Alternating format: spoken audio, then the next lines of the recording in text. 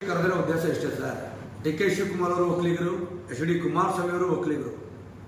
ನಾವು ಇಬ್ಬರು ಒಂದೇ ಕಮ್ಯುನಿಟಿ ಇರೋದ್ರಿಂದ ಒಗ್ಗಟ್ಟಾಗಿ ಈ ರಾಜ್ಯದ 6.5 ಕೋಟಿ ಜನತೆಗೆ ಒಳ್ಳೆಯ ಸಂದೇಶವನ್ನು ಕೊಡಬೇಕು, ಒಳ್ಳೆಯ ಕೆಲಸಗಳನ್ನು ಮಾಡಬೇಕು. ಇವತ್ತೇನು ರಾಷ್ಟ್ರಕವಿ ಕುವೆಂಪುರವರು ಸರ್ವಜನಾಂಗದ ಶಾಂತಿಯ ತೋಟ ಅಂತ ಹೇಳಿಟ್ಟಿದ್ದಾರೆ, ಅದಕ್ಕೆ ಧಕ್ಕೆ ಬರ್ತಾ ಇವರು ಬೀದಿರಂಪ ಆದಿರಂಪ ಮಾಡ್ತೆ. ಒಂದು ಉನ್ನತ ಸ್ಥಾನ ಸರ್. ಒಕ್ಕಲಿಗ ಸಮಾಜ ಅಂದರೆ ಒಂದು ಉನ್ನತ ಸ್ಥಾನ.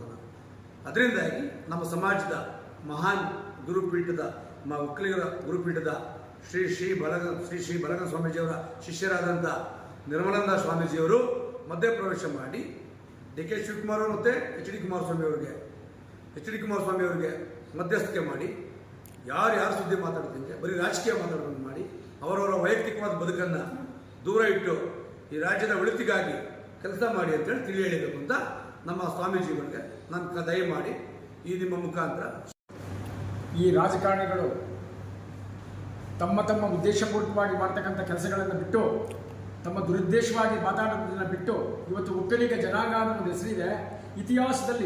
ಇತಿಹಾಸದಲ್ಲಿ ಇನ್ನೊಂದು ಸಾರಿ ಒಕ್ಕಲಿಗರು ಪ್ರಧಾನಮಂತ್ರಿ ಆಗೋಕ್ಕಾಗಲ್ಲ. ದೇವೇಗೌಡರು ಈ ನಮ್ಮ ಕರ್ನಾಟಕದ ಒಂದು ಆಸ್ತಿ ಇದ್ದಂಗೆ ಆಸ್ತಿನ ಕಿತ್ತಾಕಬೇಡಿ, ಗೌಡ ಅನ್ನೋ ಒಂದು ಹೆಸರಿಗೆ ಕಳಂಕ ತರಬೇಡಿ. ದಯವಿಟ್ಟು ನೀವಿಬ್ಬರು ಹೇಳ್ತಾ ಇದ್ದೀರಿ, ಡಿ ಕೆ ಶಿವಕುಮಾರ್ ಅವರೇ ಮತ್ತು ಕುಮಾರಸ್ವಾಮಿ ಅವರವರೇ, ನಿಮ್ಮ ವೈಯಕ್ತಿಕ ದೇಶ ಬಿಟ್ಟು ರಾಜ್ಯದ ಜನತೆ ಬಗ್ಗೆ, ರಾಜ್ಯಕ್ಕೆ ಏನು ಕೊಡಬೇಕು, ನಮ್ಮ ಜಿಲ್ಲೆಗೆ ಏನು ಕೊಡಬೇಕು ಅದರ ಪರವಾಗಿ ಮಾತಾಡಬೇಕೇ ಹೊರತು ನೀನಷ್ಟು ಮಾಡಿದ್ಯಾ ಅವನಷ್ಟು ಮಾಡೋದು ಇದು ಬಿಡಿ. ನಾನು ಜನಗಳು ನೋಡ್ತಾ ಇದ್ದಾರೆ, 6.5 ಕೋಟಿ ಜನ ನಿಮ್ಮನ್ನು ನೋಡ್ತಾ ಇದ್ದಾರೆ.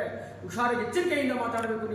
ನೀವು 6.5 ಕೋಟಿ ಜನತೆಯ ಆಸ್ತಿ. ನೀವು ಕುಮಾರಸ್ವಾಮಿ ಅವರ 130 ಕೋಟಿ ಜನ ನಿಮ್ಮನ್ನು ನೋಡ್ತಾ ಇದೆ. ಕೇಂದ್ರದ ಮಂತ್ರಿ ನೀವು. ದಯವಿಟ್ಟು ಈ ಉದ್ದೇಶನ ಬಿಡಿ, ನಿಮ್ಮ ದುರುದ್ದೇಶನ ಬಿಡಿ. ಜನಗಳ ಕಡೆ ನಿಮ್ಮ ತೀರ್ಮಾನ ಒಂದು ಒಮ್ಮತದ ಒಂದು ಇದು ಕೊಡಿ. ಅವರಿಗೆ ರೈತರಿಗೆ ಒಂದು ನೆಮ್ಮದಿ ಕೊಡ್ರಿ ಸ್ವಾಮಿ. ಬಿಡಿ ಇದನ್ನೆಲ್ಲ ಬಿಟ್ಟು ದಯವಿಟ್ಟು ರೈತರಿಗೆ ಏನಾಗಬೇಕು, ನೀವು ಕೇಂದ್ರ ಸಚಿವರು ಏನು ಮಾಡಬೇಕು ಅದನ್ನು ಮಾಡಿ.